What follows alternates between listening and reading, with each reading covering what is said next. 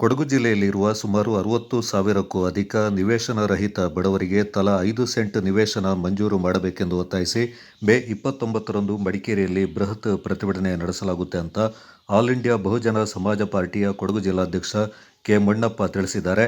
ನಗರದಲ್ಲಿ ಸುದ್ದಿಗೋಷ್ಠಿಯಲ್ಲಿ ಮಾತನಾಡಿದ ಅವರು, ಆಲ್ ಇಂಡಿಯಾ ಬಹುಜನ ಸಮಾಜ ಪಾರ್ಟಿ ಮತ್ತು ನವ ಕರ್ನಾಟಕ ನಿರ್ಮಾಣ ಆಂದೋಲನ ಸಮಿತಿ ವತಿಯಿಂದ ಶುಕ್ರವಾರ ಬೆಳಗ್ಗೆ 10 ಗಂಟೆಗೆ ಹಳೆ ಖಾಸಗಿ ಬಸ್ ನಿಲ್ದಾಣದಿಂದ ಜಿಲ್ಲಾಧಿಕಾರಿಗಳ ಕಚೇರಿವರೆಗೆ ಪ್ರತಿಭಟನಾ ಮೆರವಣಿಗೆ ಹಮ್ಮಿಕೊಳ್ಳಲಾಗಿದೆ. ಬಳಿಕ ಜಿಲ್ಲಾಧಿಕಾರಿಗಳ ಕಚೇರಿ ಎದುರು ಬೇಡಿಕೆಗಳನ್ನು ಮಂಡಿಸಲಾಗುವುದು ಎಂದರು. ಪ್ರತಿಭಟನೆಯಲ್ಲಿ ಆಲ್ ಇಂಡಿಯಾ ಬಹುಜನ ಸಮಾಜ ಪಾರ್ಟಿಯ ರಾಜ್ಯಾಧ್ಯಕ್ಷ ಬಾರಸಂದ್ರ ಮುನಿಯಪ್ಪ, ರಾಜ್ಯ ಸಂಯೋಜಕ ಗೋಪಿನಾಥ್, ಖಜಾಂಚಿ ಆರ್ ಮುನಿಯಪ್ಪ, ಮಾಜಿ ಕೇಂದ್ರ ಸಚಿವ ಸಿಎಂ ಇಬ್ರಾಹಿಂ, ವಿರಾಜಪೇಟೆ ಕ್ಷೇತ್ರದ ಮಾಜಿ ಶಾಸಕ ಎಚ್.ಡಿ. ಬಸವರಾಜು, ರೈತ ಸಂಘದ ಹಸಿರು ಸೇನೆಯ ರಾಜ್ಯಾಧ್ಯಕ್ಷ ಕೋಡಿಹಳ್ಳಿ ಚಂದ್ರಶೇಖರ್, ದಲಿತ ಸಂಘರ್ಷ ಸಮಿತಿಯ ರಾಜ್ಯಾಧ್ಯಕ್ಷ ಎನ್. ಮೂರ್ತಿ, ಯುನೈಟೆಡ್ ಕಿಸಾನ್ ಸಭಾದ ರಾಜ್ಯಾಧ್ಯಕ್ಷ ಡಿ.ಎಸ್. ನಿರ್ವಾಣಪ್ಪ ಸೇರಿದಂತೆ ಹಲವು ರಾಜ್ಯ ನಾಯಕರು ಮತ್ತು ಕೊಡಗು ಜಿಲ್ಲೆಯ ಮುಖಂಡರು ಪಾಲ್ಗೊಳ್ಳಲಿದ್ದಾರೆಂದು ತಿಳಿಸಿದರು.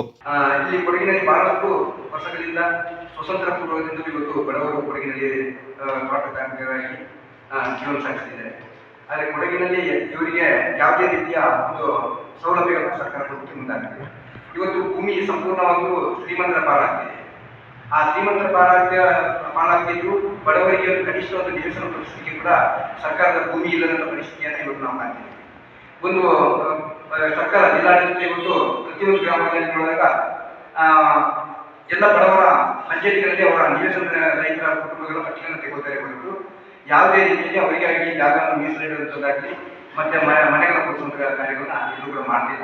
ಇದನ್ನು ನಮ್ಮ ಆಲ್ ಇಂಡಿಯಾ ಬಹುಜನ ಸಮಾಜ ಪಾರ್ಟಿ ಪ್ರತಿಭಟನೆ ಮಾಡುವ ಉದ್ದೇಶದಿಂದ ಈ ಒಂದು ಕಾರ್ಯಕ್ರಮಗಳನ್ನ ಹಾಕೋದು ದಿನಾಂಕ 29/5/2026 ನಾಡಿದ್ದು ಶುಕ್ರವಾರ ದಿವಸ ನಾವು ಬೃಹತ್ ಪ್ರತಿಭಟನೆ ಮಾಡ್ತಿದ್ದೀವಿ. ಇದಕ್ಕೆ ನಮ್ಮ ರಾಜ್ಯ ನಾಯಕರುಗಳಾದಂಥ ನಮ್ಮ ರಾಜ್ಯಾಧ್ಯಕ್ಷರು ಮಾನವ ನೇತೃತ್ವ ಇಬ್ರಾಹಿಂ ಸರ್ ಅವರು, ಹಾಗೆಯೇ